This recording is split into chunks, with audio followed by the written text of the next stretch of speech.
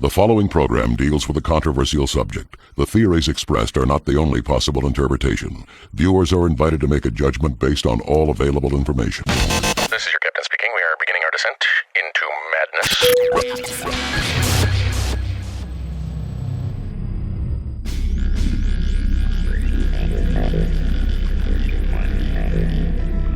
Open your mind.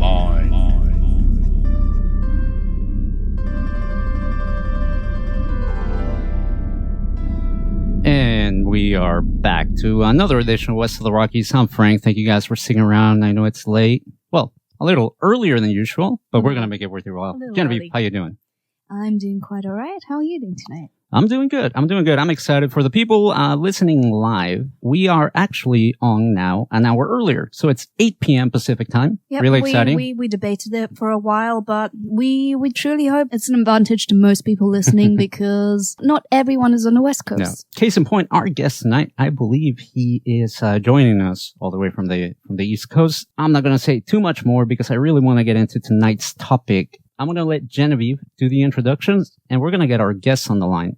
Well, as you already mentioned, we'll be talking to Robert Murch tonight, and this is partly taken from his website. Murch is the world's leading expert on all things Ouija and talking boards, both a collector as much as a historian on this topic. He founded the Talking Board Historical Society back in 2008 and currently still serves as its chairman of the board. His bizarre relationship with Ouija began back after having watched the movie Witchboard in 1986, a century after the Talking Board made its debut. Murch purchased his first antique Ouija board back in 92 and soon became obsessed with unraveling the fascinating mystery of its origins. Since then, he's devoted his life to researching the history of the Ouija board and its founders, often traveling the world to track down descendants of all those involved with the introduction of this mystifying oracle. Murch has collaborated with various companies in the past, such as Hasbro, TCG Toys, and Toyco. They're the producers of the Ouija board today, for those of you that don't know, as well as having worked on various films, including Ouija, you should think so, Inherent Vice, What Lies Beneath, Sugar and Spice, and Drive-Thru. He's also consulted on and/or appeared in numerous TV programs featuring Ouija, including A&E's Storage Wars and Paranormal State, Travel Channel's Mysteries at the Museum and Ghost Adventures, Destination America's Exorcism Live, Smithsonian Channel's My $1 Million Invention, and CBS Sunday Morning. Murch is an accomplished international lecturer speaking at various museums and conferences around the world. He's currently collaborating with Brandon Hodge in creating a book on the definitive history of spirit communication. As a rather interesting side note, Murch was actually one of the first same-sex couples legally married in the United States and currently lives with his husband Gary in Boston, Massachusetts. And you can keep up with all of his ongoing research and past showcase knowledge via the websites robertmurch.com, williamfold, FULD.com, and the upcoming talkingboards.com. And with that, I have the incredible honor of welcoming Mr. Murch onto our show. Murch, can you hear us okay? I can. Thank you so much. That was a great introduction. Thank you. Well, listen, it's our honor to have you on the show tonight. Why don't we talk about how you got into this? I know that you watched this movie, The Witchboard. Why did that movie have an impact on you and put you on this road to, research all things Ouija? Sure. So Kevin Tenney's movie, Witchboard, was pretty amazing and groundbreaking because though it wasn't the first movie to ever use a Ouija talking or spirit board in it, it was the first movie to make it the main character. So the entire movie revolves around this board game that some people believe is a lot more than just a board game. And it really just fascinated me that people were so taken aback and affected by a piece of wood with letters and numbers on it. And it really just kind of, clicked in my head that belief was such a powerful thing. And I was raised as an Orthodox Jew. I totally do not look like that now. And I'm not a practicing Orthodox Jew. I have a shaved head and earrings and tattoos. So my grandmother was really big into horror, classic horror, and suspense. And she would, when I was real little, my mother would say, don't let him watch all these things like Creature Devil Feature. And she would immediately, as soon as my mother would leave, she'd be like, okay, we're watching Creature Devil Feature. And she's the one who basically took me to Witchboard. I was 13 years old, and, I wasn't supposed to go because it was, a rated R movie, and she took me anyway. And it just, really affected me. And it wasn't really until years later in college, I was sharing a room with 3 other roommates. And so I was in a quad, and they decided to, rush for a fraternity. And they basically, wanted to go to this fraternity. I knew if I did this, I would never graduate if I was in a fraternity. So, I figured if they went and they could have a good time, I could go visit, I could go to the parties, but I would also, be able to study and graduate.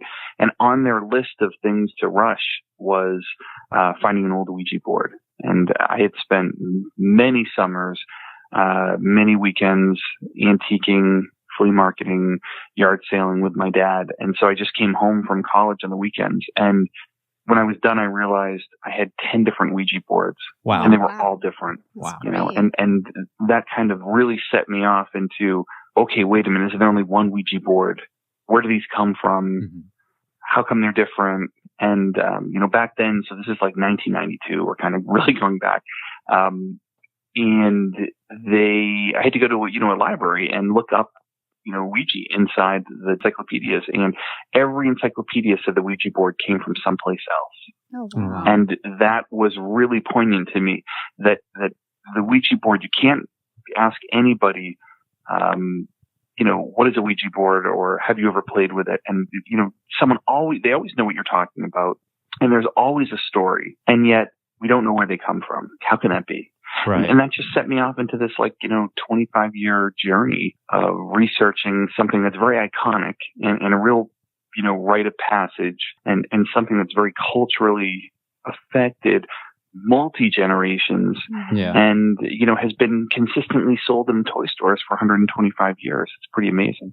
At this point, when you first started researching it and going out and finding boards, was it any sort of interest in the paranormal, in the freaky, or was it just, almost like a collector's thing? I mean, did you believe in it, I guess?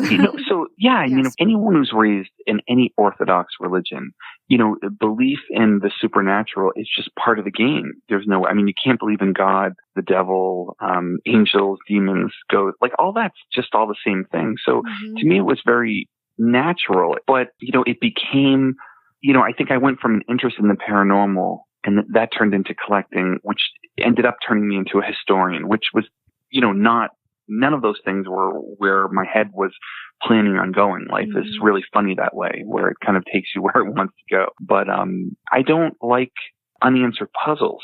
And the Ouija board is kind of it really encompasses everything about a puzzle, because the Ouija board is a mirror, and it really reflects what you bring to it. So belief, intent, and, where you're at that day, that moment, in time, and who you're playing with, all of those things really affect, what you might say playing with a Ouija board or a session.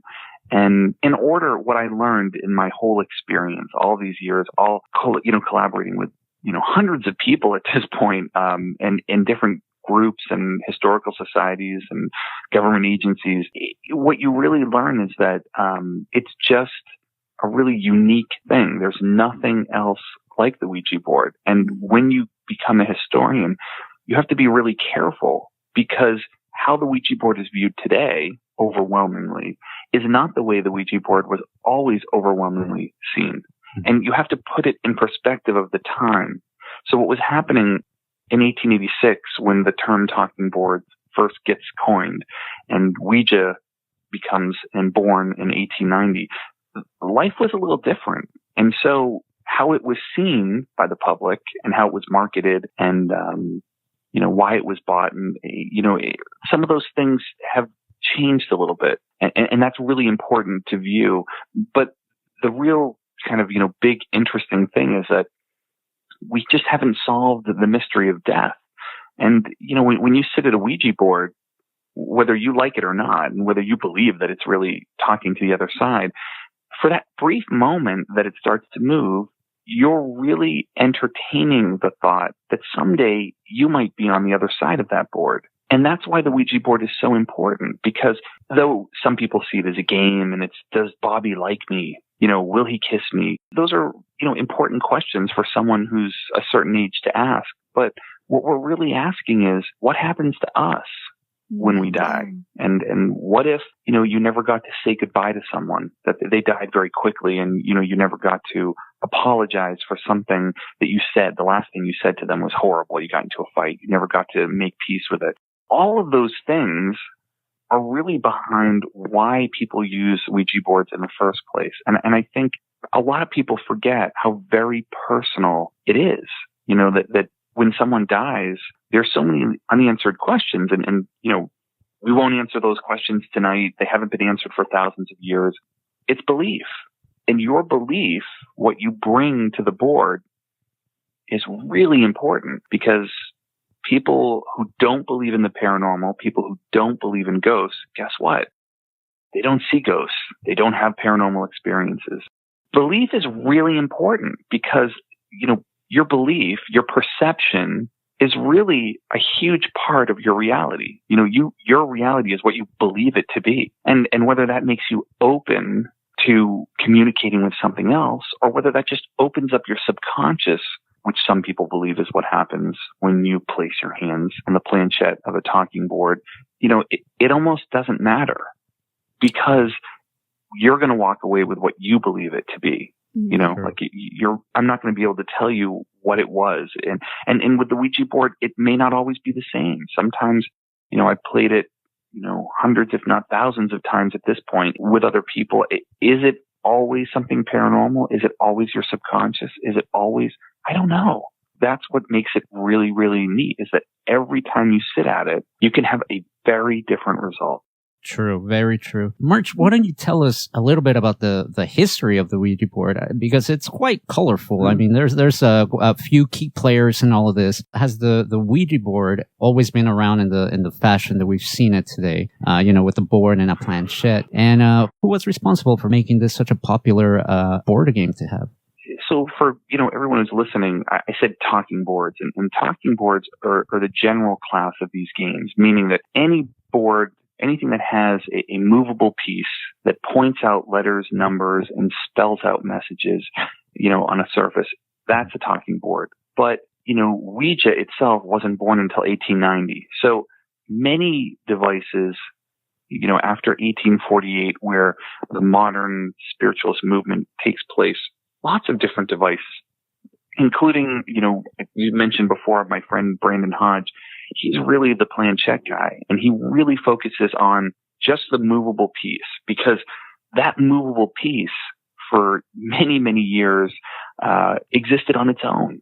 It was its own thing. So if you think of the planchette as this heart-shaped piece that sits on the Ouija board, at one time it had two casters, little wheels. And at the point, instead of a big hole where you would see the letter, there would be a pencil hole. And you would place your hand on the planchette, you would ask the spirits a question, and it would help you write out the answer. Oh, almost like automatic writing, it sounds like. It is. It's exactly automatic writing and spirit writing. And so this existed, from the 1850s forward. And there were dial plates, many different devices that kind of would arc and point to letters. But it really wasn't until 1886 that we see the talking board look exactly like the Ouija board, exactly like what we think of it today. And basically, the story gets picked up in Ohio, and the Associated Press blasts it all over the world. And so London, Sydney, Australia, Paris, goes all over. And it very much describes drawings exactly what the talking board looks like. And you have to remember that the talking board was clearly inspired and came out of the spiritualist movement, and therefore was meant to talk to the other side. That's what this was all about in the beginning. And what happens by 1890, and what makes Ouija so different, is that, and we kind of go back to the people who were behind Ouija itself, not just the talking board, but the people who decided to market and mass market it. So these other talking boards were being homemade. Anyone could make them, and anyone can still make them. You don't have to buy, one that's in the store. You can, just make it yourself. Paper and, use pencil and a glass or anything that can slide over the top of it. But when Ouija first started getting mass manufactured, what was really interesting and really smart was they didn't tell you why it worked. So unlike its predecessors, unlike its competition, they didn't say that it was necessarily the spirit world, which opened all the population as potential customers, right? It wasn't just people who believed you were talking to spirits. It was, you don't know why it works. Ask the Ouija board anything and it will tell you. It will tell you about the past, present, future. And so, suddenly this tool that was being used to talk to the other side was now kind of in the parlor of every household, and people were having mini seances on their own. And think about the time. So, we're coming off a time when if you wanted to have a seance and speak to someone who'd passed on, you had to pay and hire a medium. And that was expensive. And, sometimes you had to go there and sometimes they could go here. Well, suddenly you could kind of have this experience in your own house. And Ouija took off, just huge. But again, you have to go back and think about why would talking to the dead be so important? I mean, it's important today, but why at the time did something like this take off? And that's because, we came off the Civil War, massive death in the United States, more death in the United States than it's ever seen before. Everyone lost a father, a grandfather, an uncle, a son, a cousin, you name it. And these people, some of them didn't just die. They just disappeared. They went away, were killed in a battlefield, never to return. And so the Ouija board today does the same thing it did back then, which was it answered questions that nothing else could. And when your life consists of more loss than gain, when more people around you died, talking to the dead is very obvious and natural. Well, what else are you going to do? You don't have the internet, you don't have your iPad or your iPhone, and, you don't have a droid. So you sit at the talking board and you see if there are any messages, any loved ones to do it. And today, I'm not saying that people are more okay with death back then. It's just that when it's in your face and when you live it more, you can't help but deal with it. And today, we don't like death at all. People today, we don't even like to look old, right? We Right. have plastic surgery. We're very healthy. We live a lot longer. We are very uncomfortable with death and even aging. So the Ouija board becomes very creepy and dark because it's something we just don't want to deal with at all. And yet, because we're humans and because we die and death happens, the Ouija board is as relevant today as it was back in 1886.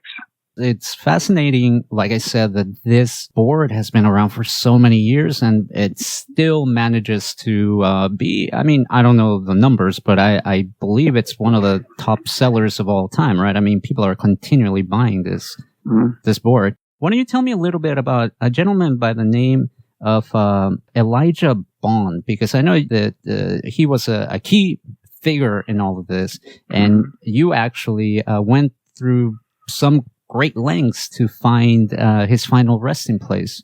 Yeah, so we'll go back a little bit before him because Elijah Bond enters the scene and he patents the Ouija board. Okay. So in 1890. But before that, in 1886, the same year that this Associated Press story takes off starting in Ohio, two men from Chestertown, Maryland, both claim to invent the board that would become Ouija. And now you might hear me say Ouija or Ouija. Mm-hmm. Originally it was Ouija. By the 1920s, it had changed to Ouija because they would say you were Ouijaing. So people shortened it to Ouija. So it just became a kind of a slang. So these two men that work together, Charles Kennard is a fertilizer manufacturer and a businessman. And right next door to him is E.C. Resch.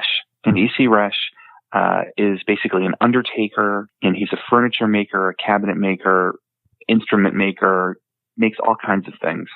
Charles Kennard would claim that he came up with the idea and brought it to E.C. Resch to make a dozen for him. E.C. Resch would later claim and somewhat prove that he had come up with the idea and that, Charles Kennard had kind of seen it at his father-in-law's party. Whatever happened between them, who knows?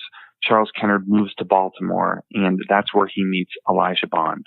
And Charles Kennard is very much taken by this idea. It really, 4 years he works on this idea. He brings it to Baltimore, and Elijah Bond, who is also a Mason, they basically, decide we don't have to make these at home. We could manufacture these and people would want to buy them. They would be something that people would rather buy, maybe, than they would make themselves. So they decide to start the company, the Kennard Novelty Company in Baltimore, Maryland, and they start to make this board. Now, they don't really have a name for it. We think they were calling it a Witchboard, but we don't know. But one night, with Elijah Bond's sister-in-law, Helen Peters, they sit around the board and they ask it what it wants to be called. And it spells out Ouija. And when they ask what that means, it answers good luck. And so the board names itself with the help of Helen Peters, who Elijah Bond calls, a strong medium. And this is his sister-in-law. And she also ends up going with him to Washington, D.C., because when they file for a patent, the government thinks, I don't know, how do you patent something like this? How do we prove it works? And so they say, you have to come to Washington to demonstrate this. So Elijah Bond makes his sister-in-law, Helen Peters, they go to Washington, D.C., and they actually have to prove to the patent office that it works. And with Helen Peters at the board, they do just that, and they do get their patent. So Elijah Bond, his story was kind of lost for a long, long, long time. Mm-hmm. And it took a lot of collaborating with a lot of different people, a lot of different groups. It took me just a long, long time to find where he was buried. And then with the help of a lot of other collectors, we raised the funds to put in a gravestone for him because, weirdly enough, he didn't have a gravestone. He was buried in an unmarked grave in his wife's family plot. And so today, if people are in Maryland and Baltimore and want to visit Greenmount Cemetery, you can see a big marker that has a Ouija board on one side of it and his name that says patentee of the Ouija board. And so what we did was we put the drawing from his patent on the back of the gravestone. So it gets quite a bit of attention, as you can imagine, a gravestone with a Ouija board on it. Pretty interesting. I've seen pictures and it looks great. Now, let me ask you this, because again, this was such an unusual, can we call it a game? How do we refer to this? Well, the U.S. government in 1921, they basically decided that it was a game. So a lot of people don't know this, but a company that was making little Ouija boards was hit up by the IRS. And they said, hey, you're selling this game. It falls under sporting goods. There's a game tax. And they're like, no, this isn't a game. Not at all. This isn't a game. It's more than a game. And so the fight began. It went all the way to the Supreme Court. And every court decided that it did fall under a game, that the original patent was patented underneath the game, and that regardless that there were no winners or losers or that it was unlike any other game, it was being sold for entertainment purposes. And it fit the definition of a government, and therefore you had to pay tax. So it went to the Supreme Court. The Supreme Court refused to hear the case, letting the lower court stand. And so it was indeed considered a game. But again, it doesn't matter because it's what people believe. An interesting thing today is that anyone who's into the paranormal or who does ghost investigations or anything, they use lots of different tools to investigate. K2 meters, EVP recorders, ghost boxes, you name it. There's a million things that come up almost every week. The Ovilus is a great one, but people really have a different view of the Ouija board. And what's interesting is we give the Ouija board something we don't give any other spirit communication device. We give it its own power. And so, see, like right now, we're on the phone, we're talking, we're having fun, and then all of a sudden we get into a fight and we start saying nasty stuff to each other, and I threaten you, you threaten me. We hang up the phone. You don't take your iPhone, throw it out the window and say, I'll never have another one of these in my house again. Right. But that's what happens with the Ouija board. Somehow we forget that the Ouija board is just the tool. It's just the telephone you happen to be using at the moment to try to commune with the other side. The board itself doesn't have any particular power. It only does because we give it that power. Again, your K2 meter, your EVP recorder picks up all these horrible messages that says, I'm going to kill you. You don't get rid of your digital recorder. You say, cool, let's get some more. But if you got that on the Ouija board, you'd be like, okay, hell no, get this thing out of here. Right.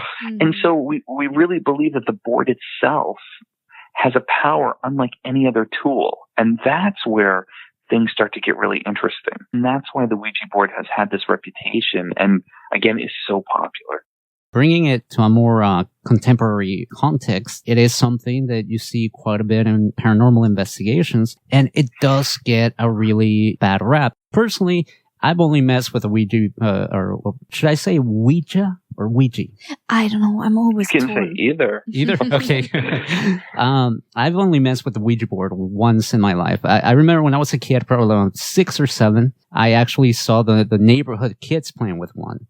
And I didn't partake in it, but there were about 2 or 3 kids with their hands on the thing. And this thing was just like flying from one side of the board to the other. And they were like, oh, you're moving it. No, you're moving it. And I was like, oh, what is this? That was like the first time I've ever seen it, right? Wow. I asked my mom about it and she told me, never touch it. Don't go near it. No, my mom said the same thing. It's like, I remember watching a movie and she's like, that thing there, never touch it. Yeah, but years later, I find myself doing this show and I'm interviewing people who, investigate the paranormal. So obviously I come back in, within range of the Ouija board. And I remember I interviewed a gentleman by the name of Sid Schultz, who is, I believe he leads, at the paranormal boot camp. He was very knowledgeable, and I asked him, is the Ouija board, dangerous? Is there something that we should be concerned with? And he said something very similar to what you said, which was that it's just a tool, just like a voice recorder is a tool or a K2 meter is a tool.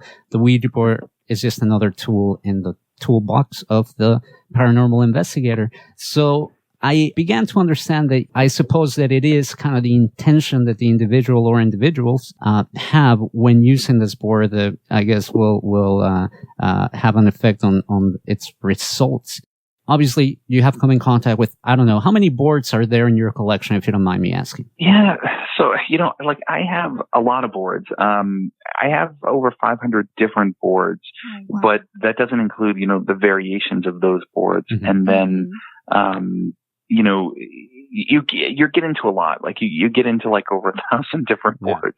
So it's not just boards, Ouija boards that I collect, but it's also, all the artwork, all the magazine covers, all the articles, every, piece of sheet music. And I follow it through television, from silent movies forward to today.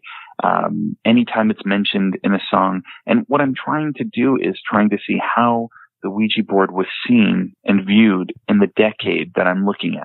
Mm-hmm. So it's really helpful because, again, there were always people who believed the Ouija board was bad from the beginning. It just was more of a minority. It really isn't until later that it gets really tough.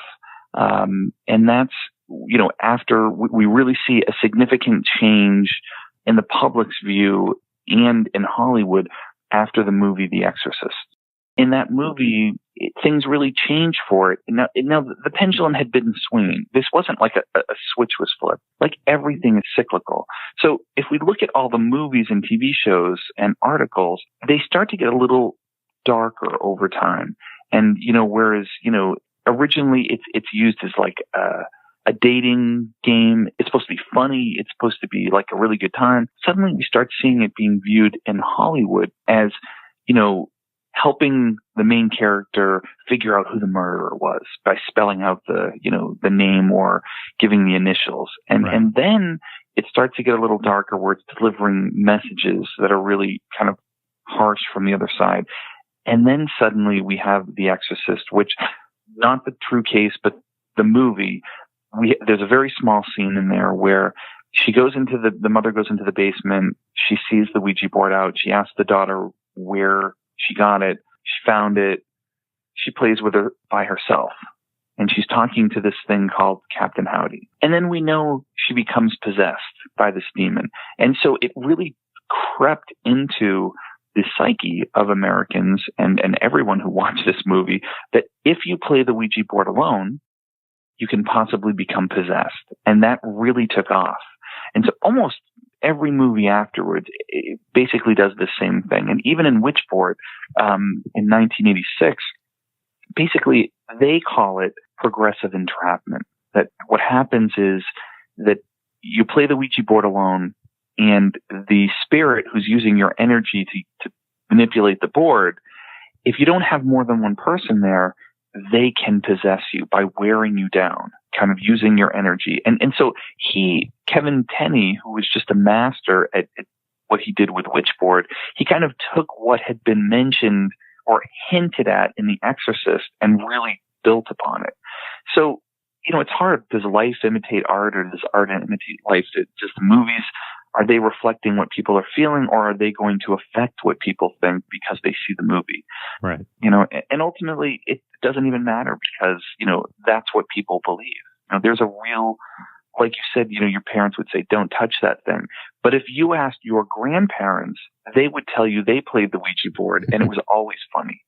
We used to scare the hell out of my little sister with it because she wouldn't leave us alone. So we'd push it and tell it, things like, if you don't get to bed right now, we're going to come get you. And she'd go off screaming. Every generation rediscovers the Ouija board. And that's what the really unique thing is. And I've been lucky enough to, like I said, work with some amazing other people and learn an awful lot and have these opportunities to, not only research it from the, entertainment side, but then be able to work on different TV shows and movies.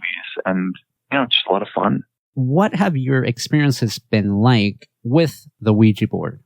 So I've tried to play by myself and, now I can get it to work on its own. It's a lot of practice. So for anyone who's listening, if they're thinking about trying to play it, I'll give you some advice, like what I've learned over all these years. And that's, it works better the more people who are using it. So if you have 3 to 4, it's hard to put 5 people around a Ouija board, but if you get like 3 or 4, it works faster. And you have to have a little patience because sometimes it starts off very slow. It really does depend who you put together with it. Another thing is think about the questions you want to ask ahead of time. Like write them down. Come up with 10 questions you really want to know. Because what I've seen happen a million times with people is the minute it starts moving, your brains freak out and you cannot think anymore. And you just can't, what do I ask? What should I ask? Oh my God, it's working. And, if you come up with a list of questions, you can kind of get over that pretty quickly. The other thing is don't ask questions you don't want answers to. It seems really simple and obvious, but I'll tell you a story. And it happened to me once a long time ago. And last year we celebrated WouijaCon, which was the 125th anniversary. The Ouija board was named 125 years ago last year, and the patent went through 125 years ago this year.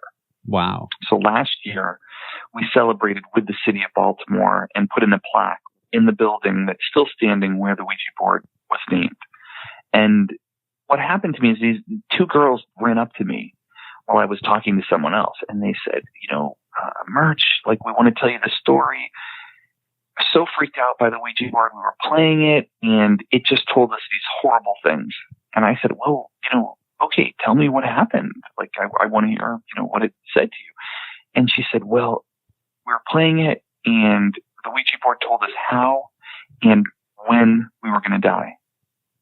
And I said, well, that's awfully specific. What did you ask the Ouija board when it told you this? And she said, well, we asked the Ouija board how and when we were going to die. Oh. So, I kind of laughed and said, well, okay, so you got an answer and now you're freaked out. Well, I make it a joke and I tell everybody all the time, what should you ask the Ouija board? The lottery numbers, of course. Like, win the megabucks with these things. Right. Like, right. I don't ask things that are going to scare you or bother you, because if you do that, you're setting off a whole different vibe or energy to the thing. You're really opening it up to a very different experience. There are things we always want to know. But I mean, if the Ouija board tells you, oh, you die in a car accident and it's with a red car, Well, like for the rest of your life, you're going to be avoiding red cars. Of And course. that may not have anything to do with it. So, do Ouija boards always tell the truth? Again, there's a lot of things you have to ask yourself when you sit at these things, which is the real question you're asking isn't, can Ouija boards talk to the dead? It's, can you talk to the dead? So is spirit communication possible? And if it is, does the spirit you're talking to suddenly become omniscient just because it died? Like, that's a whole nother set of beliefs, that once you die, you know things that you wouldn't have known when you were alive. Well, we don't know that. I mean, Casper the Friendly Ghost has never come back and given us the rule book. And it's funny, like, I'm trying to make everyone laugh, but it's true. And again, it comes down to belief. There are people who believe that, you're talking to ghosts. Other people are like, no. With a Ouija board, you're talking to demons and something that has never been human before. And so they lie to you and they pretend to be your relatives because they just want to talk to you.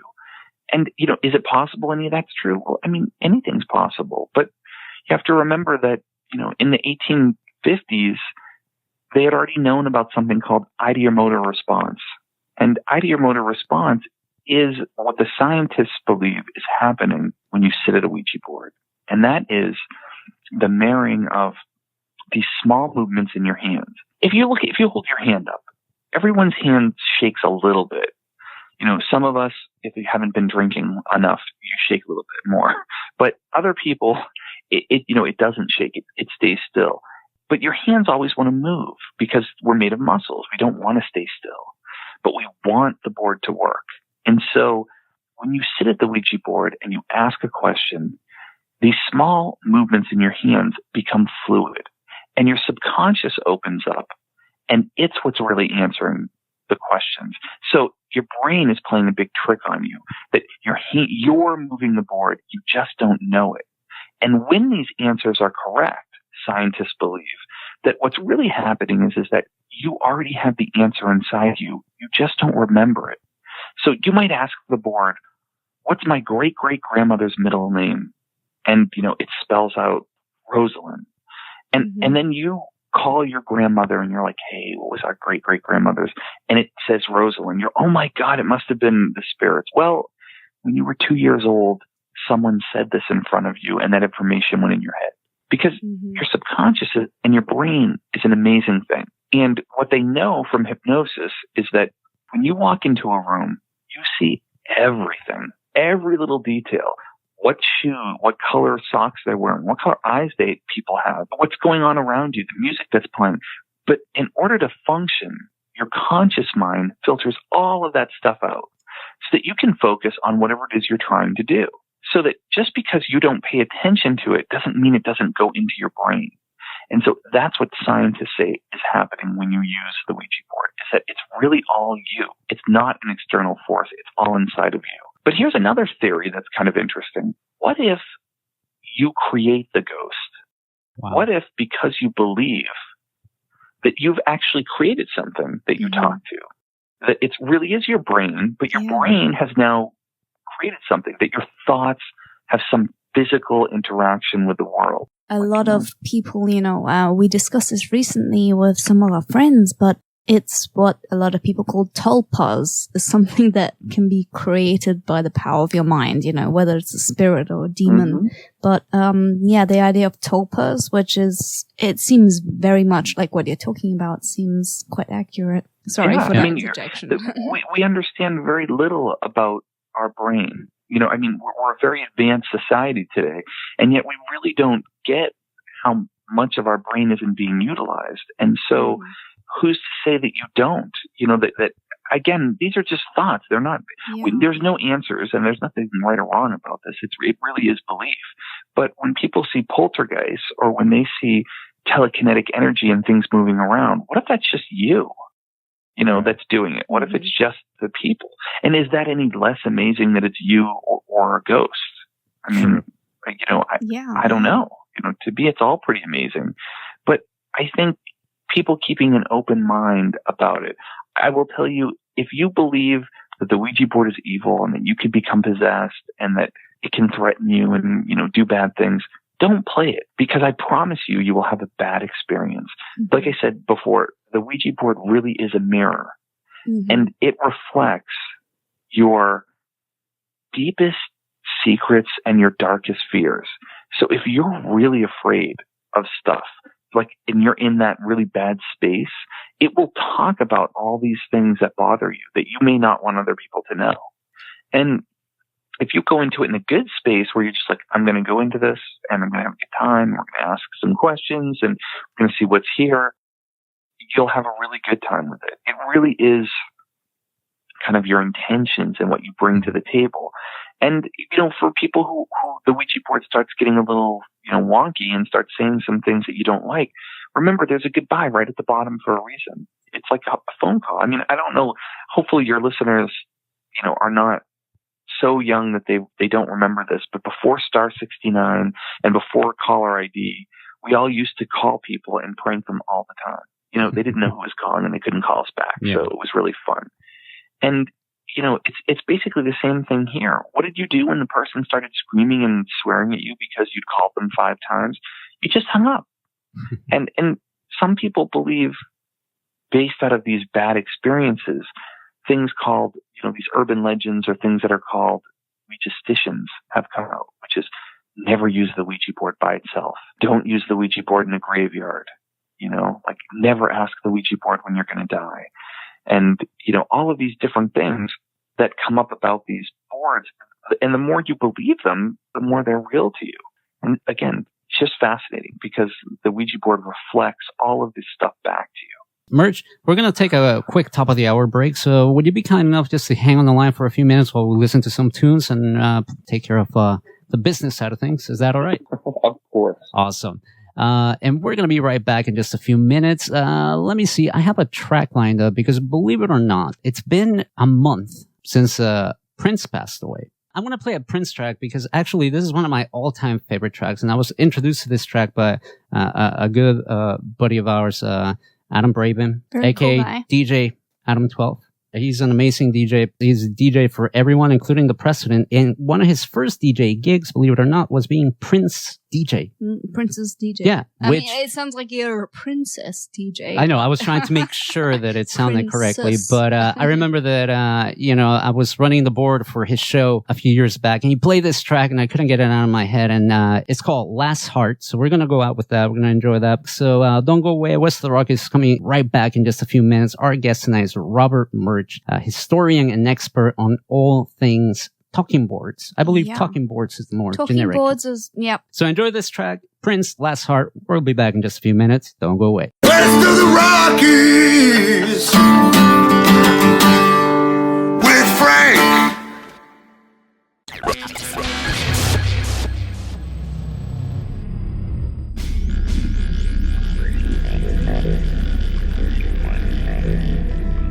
Open your mind.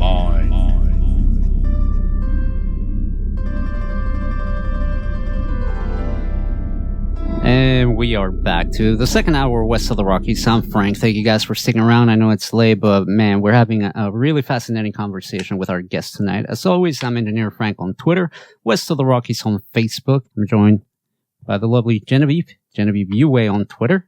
That's right. Don't forget to follow the show. Have fun spelling that. So I always say, go to the website if you don't know how to spell it. I'm not going to sit here and go. That was such an awful MNLP commercial move of mine. I mean, it wasn't a commercial Yeah, it move. wasn't. That's why. So that's why. Don't forget to follow the show on Twitter. That's at WTR Radio. Give us a like on Facebook, facebook.com/West of the Rockies. And a big shout out to everybody who's been signing up to our YouTube channel. Like I said, our guest tonight is Robert Murch, an expert and a historian of all things talking boards, most commonly known as Ouija boards. Robert, can you tell people where they can keep up with you and all your research and everything for the talking board lovers out there? Absolutely. If you want to see what I'm doing, per se, you can go to robertmurch.com, and that's MURCH.com. And if you want to see what me and a bunch of other people are doing, really talented other collectors, historians, and artists, all part of the Talking Board Historical Society, you can go to the tbhs.org. and learn all about us. And hopefully in a week or so, we'll have a brand new website up that should be really cool and have a lot of different stuff on there. Same thing on Facebook. You can find me up. I have a Robert Murch public page where I post things, and the Talking Board Historical Society. You can look them up as well. They have their own page, and they're posting all really interesting posts every day. I was just going to say, are you going to have like a flash version of the Ouija board on the new website? No? I'm sure there will be something for people to play with. Very cool. Now, I saved my back announcing for this point because I wanted to have Murch on the line for this question. Coming out of the break, we're listening to a little Mars Volta, and there's an interesting story. I think it's official, if I may use the term official. I mean, you can Wikipedia this, and it's there, as reliable as Wikipedia can be. But apparently this band had they recorded an album with the title The Bedlam and Goliath. And apparently some of the songs or some of the things that happened were inspired by a Ouija board that one of the band members acquired while in Jerusalem, if I got my facts correct. And some really crazy things happen. Do you know that story? And what can you tell me about it? I mean, that's some fascinating stuff. Yeah, basically it's always a little tough because when it comes to rock and roll, Ouija has its own relationship. There are many bands that claim to either get their name from or be influenced by the Ouija board. And again, it's timing. It's when the band came up. But in another one, Cheap Trick claimed to get their name. And Alice Cooper, the band Alice Cooper, they used to play the Ouija board, and that was the name of the spirit they were talking to. But what you're talking about is really interesting because when they did an album, Mars Volta, the LP, the actual vinyl, if you opened it up, there was a Ouija board inside. And they did the same thing with the CD, and then they also made a USB stick, which was in the shape of a planchette. So they were very much influenced by their experiences with the Ouija board. Whether, those experiences were true or not, who knows? But, absolutely. They dedicated an entire album to it. Yeah, no, like I said, I read the story a while back, and actually a friend of mine told me about it, and I was like, no, that sounds a little too outrageous, but sure enough, it looks like it actually happened. Murch, before the break, you threw in some big fancy word. Ideomotor response. There we go. So it's the IDEO motor response. And it's funny because for the longest time, even though I always kept my distance from the, from participating in some of the, the contacting the spirits or what have you, I always felt that part of the reason why I also wasn't trusting the results 100% is because I felt that there is some leeway for human error, right? People have their hands on it. A number of things can happen, as we discussed in the first hour. Is that something that happens commonly? I mean, is it just us influencing the outcome? Or I guess, as I've come to learn, it really depends, and, you could potentially be talking to someone or something else. I think it really can be. It makes it very personal. So if you've ever played the Ouija board, the minute it starts to move, everything changes in the room. You get very quiet. You can hear the little felt feet moving on the board. People are looking at each other. Are you pushing it? Am I pushing it? And, you're really not sure what's going on. And so, yeah, of course, anytime you enter a human into something, there's the potential for them manipulating it without them knowing, which is the whole belief in ideomotor response. You really don't know you're doing it. It's just, you want it to work. And, here's another example for people to try to understand what that big word means. You're driving home. You have a million things to do. You're running late. You're thinking about, I got to go home. I got to stop at the grocery store. I got to make dinner. I got to get this done. I got to get this. And all of a sudden you realize you're off the highway and you're almost home.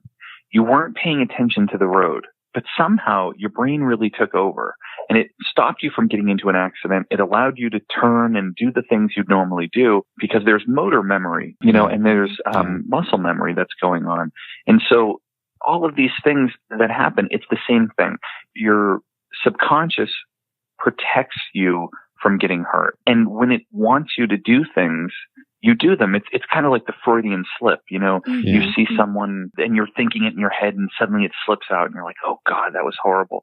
But that's, you know, again, what scientists believe is happening. And so even if you don't know you're pushing it, you might be. But then there's also, you know, everyone's got a friend who's a jerk who's purposely pushing it. You know, like those are the people you don't want to play with because, you know, they're just having a good time, just trying to scare everyone. Yeah. But, you know, and there always is that. And that's why, again, for people who want to play, practice playing with different people. Like, you know, if it doesn't work with the 3 people you picked, try a different, swap one person out. It really, once it happens, and then the more you practice, every time you do it, it gets a little bit easier. It's like riding a bike. You know, you're really bad at it first. The more you do it, the quicker and everything starts to work. And a lot of that has to do with, it's very hard for people to not push too hard that you're not holding it down, but keeping your fingers on it because everyone wants to keep lifting it up. And I can tell everyone, all my experience, you see it on the movies, you hear people say it, that, you know, the planchette just moved across the board and flew across the room all by itself. I've never seen that. So as far as I'm concerned, you have to be touching it for it to work. So if you keep lifting your fingers off it, trying to see who's moving it, it'll just stop. Yeah. You know, so you really do. You are part of what makes the Ouija board so much fun, and is what causes what you're asking. Is it that you're influencing it? How do you know? You are part of it. The Ouija board doesn't work by itself. You have to put your hands on it, and because you're part of this connection that makes it work, it gets really, really cool, because it's not like an EVP recorder that you just set down in a room and walk away and ask it, or, you know, a K2 meter that you put down and let it blink, you know, for, you know, whatever, or a flashlight that you're using. So you are very much part of the process. Right. And one of the bad reputations that the Ouija board has gotten has been due to, obviously, you know, religious groups. They caution people and well, not just caution, they more or less forbid people from using this device. As a matter of fact, a few weeks ago, we did an interview and we were talking about Richard Ramirez, you know, the serial killer. And we heard a story about a teenager who saw Richard Ramirez get arrested. And something happened, you know, there was some weird connection there, and the teenager went home and started dabbling in some dark things and messing with the Ouija board. And apparently, you know, the whole house became, you know, a very uneasy place, to say the least. Mm-hmm. So there are quite a few stories that say, you know, don't do that, you know, gateway to hell, demons, etc. Is that something that people should be worried about when they use this device? I think anytime you're dealing with the paranormal or the unknown, you should always be careful. And, you know, it's funny, for people who are into the paranormal, they know who Lorraine Warren is. You know, she's kind of like the godmother of the paranormal. Her and her husband, Ed, were researching the paranormal when ghost hunting was not a cool thing to do. Mm-hmm. So, you know, they go way back. And I had a really cool opportunity to interview Lorraine for like 6 to 8 hours when we were trying to film something about the Ouija board. And actually, you know, she hates the Ouija board. I love the Ouija board. We really agree on one interesting thing, which is the Ouija board is no less dangerous than any other spirit communication tool, because what you're asking to happen is you're conjuring. You are calling something else to you to answer. Whether you use a Ouija board or tarot cards or a dowsing rod or a crystal ball or whatever you want to use that you're trying to do this, you're invoking the same thing. Now, again, whether that's your subconscious, whether that's some outside entity, whether it's telepathy, whether it's your own mind creating an entity to answer you, all of that is equally dangerous. And psychologists will tell you poking around in your subconscious is not always a great idea, because your subconscious builds this wall between your conscious mind and your subconscious in order to protect you. So, you know, for instance, for kids who, you know, are treated horribly and molested, they sometimes don't remember what happened until they're much older, because their mind couldn't handle it. So it keeps you away from it. So if you poke around in your subconscious and kind of pull out some bricks, the Ouija board does that. It allows some stuff to sift through. If that's what you believe is happening. And so if you have issues, if you have any type of emotional or mental impairments, the Ouija board is a really bad idea because you are poking around with some stuff that is just not that great. But I think for the vast majority of people, today the Ouija board is a rite of passage. It's most people's first experience in the paranormal on purpose. So like when you're little, you might hear something or see something, but the Ouija board is usually the first time you on purpose try to make contact. You know, whether that's at a sleepover, slumber party, whatever. You know, it's the first time you sit down and say, is anybody there? And when the first time you do anything, it's usually a terrible experience because you don't know what you're doing. You have no idea what's going to happen. You're not prepared. You don't know what to ask. That's why it really is practice. And so are they dangerous? They're as dangerous as you let them be. Because if scary stuff starts to happen and you don't stop playing, well, whose fault is that? And that's the interesting thing about the Ouija board is we put all of the blame and all of the responsibility on everything that happens on the board itself, not the people who are playing it, even though the board is simply the telephone you're using. Now, people will say, well, what if you use it and, you know, I used it and it opened a portal and then my house became haunted? Okay, look, if there was stuff in your house before, it was already there before. Is it possible that you, using a Ouija board, become sensitive to the stuff that's going on? Of course. It's like, you know, anyone who's ever done this, you buy a car and, you know, you shop around, you find the car you love, and suddenly you realize you see that car everywhere, that model all over the road. You never noticed it before, but suddenly it's everywhere. You're like, oh my God, like so many people are driving a Ford Explorer. I can't believe it. You know, I never noticed how many people were doing it before. It's the same thing that happens here. Once you kind of get in tune with playing the board, you start to believe that everything that happens around you, well, all those things were always happening. You just kind of weren't paying attention to them. And then another thing that can happen when you play the Ouija board is, like anything else, you start connecting dots that aren't meant to be connected. You play the Ouija board and suddenly you hear these sounds in your house. Well, just because you played the Ouija board doesn't mean it's not a squirrel in your attic. It could just be a squirrel in your attic. Right. You know, like you're in the basement and you start to feel like you're being watched. Well, you might have some really bad insulation on your wires. We know that electromagnetic fields cause people to feel paranoid. There are lots of real life explanations, but sometimes it's more than that. So I would tell everyone, like anything else, you're playing with the unknown. And whenever you play with the unknown, there's danger. How dangerous that is? Well, it's dangerous to cross the road. But, you know, you have to get to the other side because work is on the other side. So you still cross the road. You just look both ways. So to me, my advice is the Ouija board is something that most people are going to play. And the more we tell people not to do it, the more they'll do it because that's what we all do. Especially when you tell kids not to do something, they want to do it. I just think it's more, remember, you're kind of in charge. Something bad starts to happen. You just say goodbye and you put it away.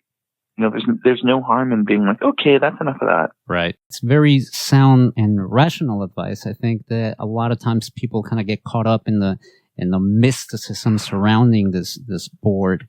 Murch, before we run out of time, you know, we do this thing called the top 5 on this show. So we wanted to get your top 5 cases where the Ouija board has been used and yielded some interesting results. Well, there's kind of a couple of cases that are, you know, that stick out. You know, one being the true case of The Exorcist. Okay. And so I was lucky enough to do and was invited by a good friend and really cool guy, Chip Coffey, who's a medium and a psychic. And in Destination America or the Discovery Channel did Exorcism Live. Oh, yeah. And it was a huge honor, you know, for me to go on it because they invited us to have a seance in the house in St. Louis where the real story that inspired The Exorcist occurred. It occurred in 2 places. One, Cottage City, Maryland. That's where the boy who was supposedly possessed started. And then they sent him off to his family in St. Louis where many of the exorcisms were held. So pretty cool. In the original story, it's been said that his aunt Tilly was into spiritualism, used a Ouija board with him. Later on, when she died, that's when all of this stuff started happening. He became possessed. And so the reason the Ouija board is hooked to that story is because of that's what's been told. Is there any proof that's really what happened? No. Does it matter? No, because that's what everyone believes. But it was really cool because for the show, we got to play the Ouija board in the house where all of these exorcisms happened. So that was a pretty cool case and very much affected what people believe of the Ouija board. You know, like all it takes is one possession and suddenly, anyone can be possessed. Mm-hmm. There's been many other cases where, Herbert Hurd and his wife, Dorothy, this is a story where, this woman, she was using the Ouija board. She's in her 70s. Her husband's in his 70s.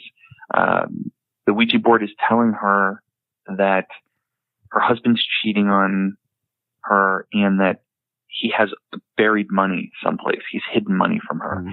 She believes it. Now, again, they're in their 70s. We're talking about the, 1930s here. There's no Viagra. There's no things that are causing a 70-year-old to be having affairs on someone. And it's ridiculous, but she believes it. And she basically takes a gun. She cracks her husband over the head. She ties him up. Wow. And she takes a hot poker and burns him.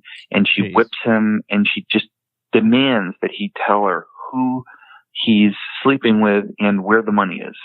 And this goes on for a few nights. And, finally he lies. He just tells her somebody and, he gets out and he knows that when she realizes it's not true, that she's going to do it again. Mm-hmm. And so, she tries to, get him again and he takes the gun, he shoots and kills her and he's arrested running down the road in his underwear because he's escaped her, Mm-hmm. And at first he was charged with murder, but once they found out the whole story, they were able to prove that he was really just defending himself. And the daughter-in-law, who had been an adopted daughter by his wife, she was kind of in on it, and so it kind of looked like they were trying to get money and stuff out of him. But again, they blamed the Ouija board for this. And the woman who was shot and killed truly believed the Ouija board was telling the truth. Another one is the Turley case, which is a really interesting one because this woman is having an affair on her husband and she doesn't want to get a divorce because in a divorce, you have to give up half your stuff and the mother doesn't want to. So instead of getting a divorce like a normal person would, she decides my husband needs to die, but I don't want to kill him because I don't want to do that. So she gets a Ouija board out and she plays with her daughter. And she, through the Ouija board, tells the daughter that she needs to kill her father.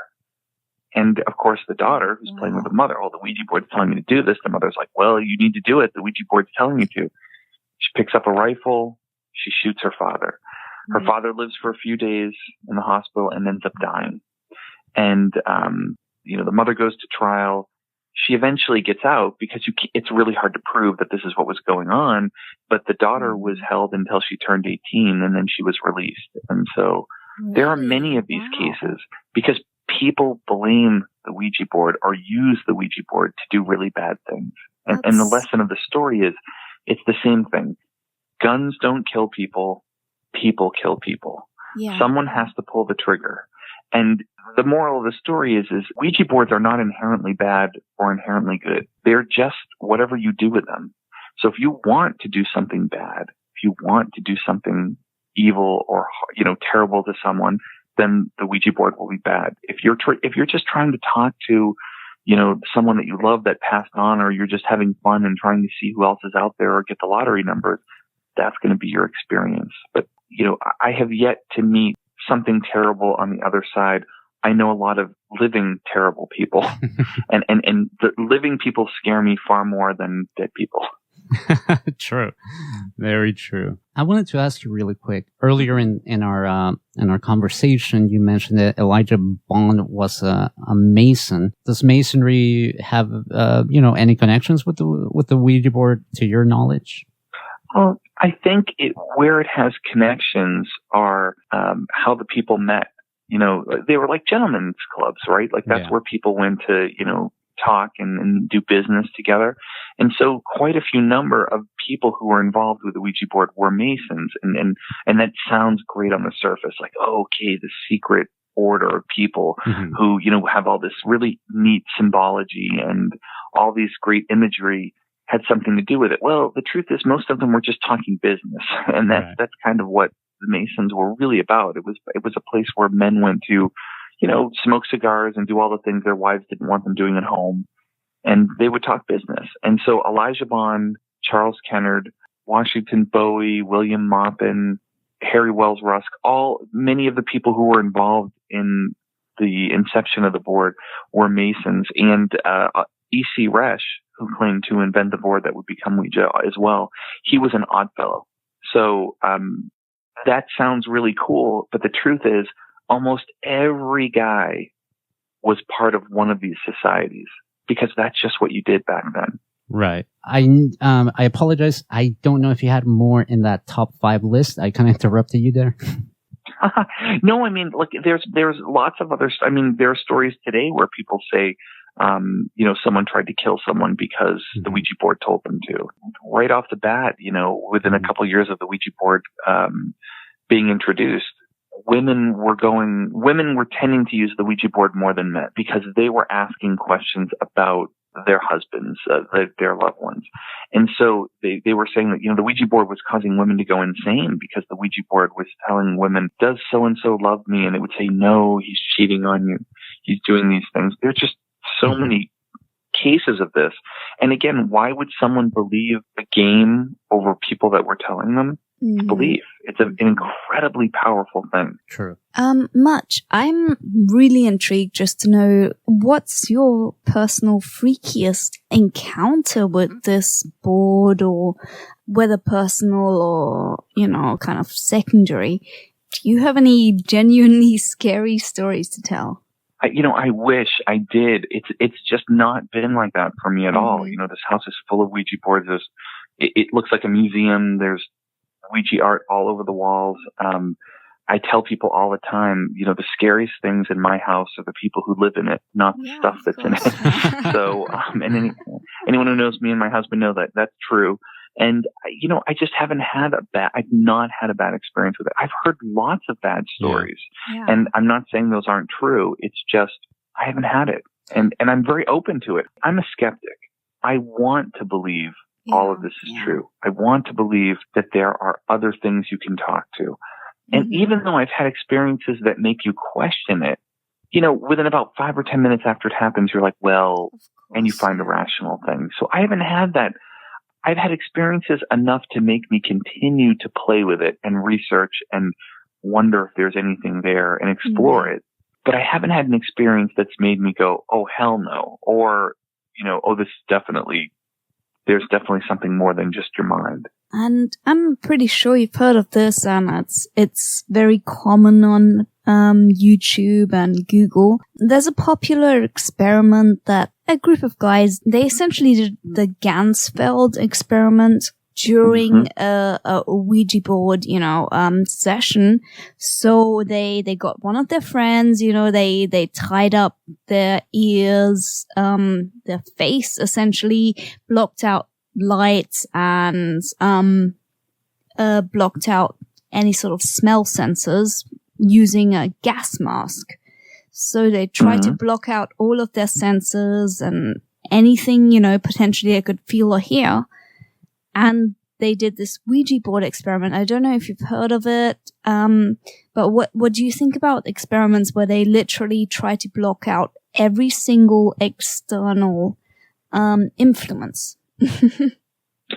I think it breaks the Ouija board because the Ouija board you can't be blind and use the Ouija board. It doesn't work. You have to use your eyes. You have to use your hands. And so people who say, well, we'll blindfold them and then we'll turn the Ouija board upside down. And if it doesn't work, then, we know that it's just their subconscious. Well, that's not true. That's like saying, I'm going to take the keys out of a car. And if you can't make it run, then the car doesn't work. No, I mean, you just fundamentally took away one of the things you need to make it work. So when you block out people's senses, hearing the planchette move, seeing the planchette move, feeling the planchette move, when you take away those things, you've now changed the function of the board. You broke it. It's like taking the wheels off a car and being like, hey, the car doesn't work. Yeah, well, it doesn't work because you took the wheels off. Like the car would still work if you let it be the car. And the Ouija board really doesn't need those things to work. I agree with you. The whole point is that you need some sort of vague human input and influence and, sensory intake, essentially. Mm-hmm. Murch, we're almost out of time, but I wanted to end with one last question. In your experience, you haven't experienced anything bad. Can you give us an example of the Ouija board actually having a positive experience, like somebody having a positive experience using the Ouija board? I can use myself as an example. I've been on sets and met some really big actors who've been a lot of fun. I've gotten a chance to work and collaborate with lots of really interesting people and learn from them and have mentors and do things. The Ouija board, to me, and so like in the William Fuld family, William Fuld is the man who kind of took over making the Ouija board. He was part of the original business, and he and his family made the Ouija board up until 1966 when it sold to Parker Brothers. And there was a big feud in the family that started in 1901 over the Ouija board. And through my research, both sides of the family contacted me. And as we were talking, and they wanted to talk themselves, they buried the hatchet 96 years later. And the Ouija board tore this family apart, and then it put them back together. And so, the Ouija board has, in my experience, all the families I've contacted, it's only always been a really great thing. I've made some amazing friends, and, I get to do radio shows like yours. So, to me, it's only been a good thing. Well, it sounds like it has led you to have a very exciting life. And I guess as long as people take some of the great advice you have given us throughout this interview, Murch, why don't you tell people where they can keep up with you and the work that you do? And, you mentioned, WouijaCon. Are you having another one this year? Not this year, but potentially next year. This year, Ouija 2 comes out in the end of October, so everyone should watch that. Hopefully I'll be doing some promotional stuff for the sequel. I consulted on the first one. I did not on the second one, but I'm sure I'll still be doing some fun stuff for it. I'll be in October as well, hopefully. I'd had back surgery a year ago, and it was a bit of a tough recovery, but hopefully, that's all behind me now. And in October, I'll be doing a Paracon in the UK, which is pretty cool. So the Ouija board, it took me to Australia. A good friend of mine, Calvin Von Crush, is going there tomorrow, actually, to that con, and he's going to represent the Talking Board Historical Society. But the Ouija board takes me all over, and that's great. But for people who are looking and want to follow me on Facebook, if you look up Robert Murch, I have a public page where all things Ouija boards. If you look on Twitter, I'm at Talking Boards, Instagram at Talking Boards. Pretty much any social media at Talking Boards is where you'll find me, and my website, robertmurch.com. And again, check out the Talking Board Historical Society, an amazing group of people doing all kinds of interesting stuff. And that's on Facebook as well as Twitter and, Instagram now. Very nice. And Murch, one last question before I let you go. You have numerous boards in your collection. Which one is your favorite one and why? My favorite board is always the next one I get, to be honest with you. I love them all. They're like children. They're all different, but I love them equally. Except I do tend to like the earliest ones I have. Mm-hmm. I have one that we believe is pre-Ouija, and I really like those. And many of the families and friends have pitched in to get me some of my rarest boards. And those when I look at the boards, they all have a story behind them. I know where I got every single one of them and who they came from. And so when I look at the Ouija boards, they really represent a lot of my friends and close family. Thank you for that answer. Yeah, that's great. And I think the answer is no, but I assume you've never had anything freaky happen in your house? And not that was related to the Ouija boards. I have, again, the people who live here, myself and my husband can be pretty freaky. So, I think the only freaky things that happen here are because of us, not because of, the Ouija boards. No, I really haven't. I wish I did. I know it would be a great story. Everyone wants me to have these experiences, especially when you see how many Ouija boards are here. Nice. But, it's never happened. The doorway to hell has never opened up. If it did, or if it does, I promise I will sell tickets and make sure you guys know.